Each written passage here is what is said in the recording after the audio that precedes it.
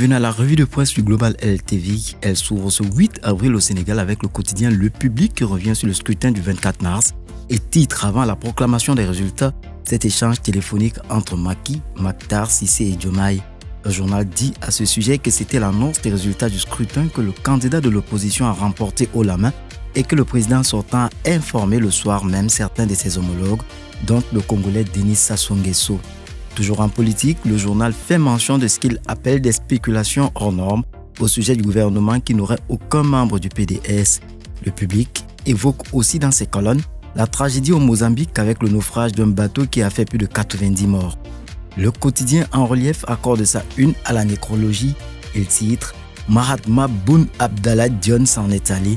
Le journal présente le défunt comme un modèle d'homme d'État, de politique et de républicain.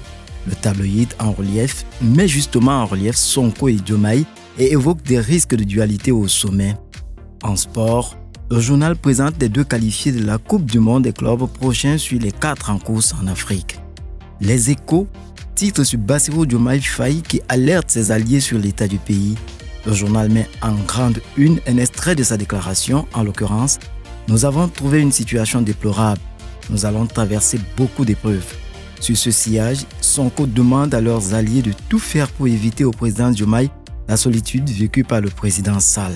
Le journal parle aussi en première de couverture de la première femme à diriger un contingent de la MONUSCO. Commissaire Kadit Pal, chef policière et femme de défi, indique le journal. En Côte d'Ivoire, l'intelligent d'Abidjan en une parle de la requalification des faits sur l'affaire de la BCEAO pendant la crise post-électorale et indique que Gbagbo reconnaît une nationalisation et non un braquage. Le journal parle de la nuit du destin 2024 avec une retro sur la CAN. Le Tchèque Aïma Ousmanou Diakité parle de 3 leçons de cette compétition.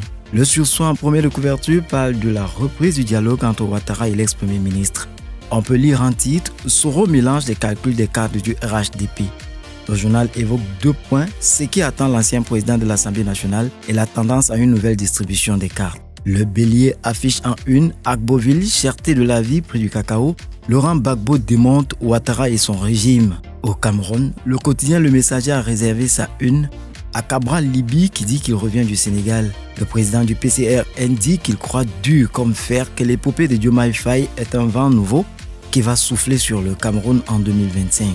Mutation pour sa part met en titre Minsep Fekafoot, Apocalypse Nord. Le journal parle dans ses colonnes de la crise née de la désignation du sélectionneur à la tête des Lions Indomptables qui prend une proportion inquiétante alors que Marc Brice et son équipe sont au Cameroun. Cameroun Tribune, quant à lui, parle des préparatifs de la fête nationale de l'unité et de la situation sécuritaire qui est au scanner. Le quotidien gouvernemental évoque la réunion présidée vendredi dernier par le ministre délégué à la présidence chargé à la défense. Il y était question de veiller sur la sécurité contre les menaces internes et externes et d'adopter une réponse appropriée. Sortons de cette revue avec le quotidien algérien El Watan qui titre « Jeu trouble de Niamey ». Le journal évoque l'abrogation d'une loi par le Niger criminalisant le trafic des migrants.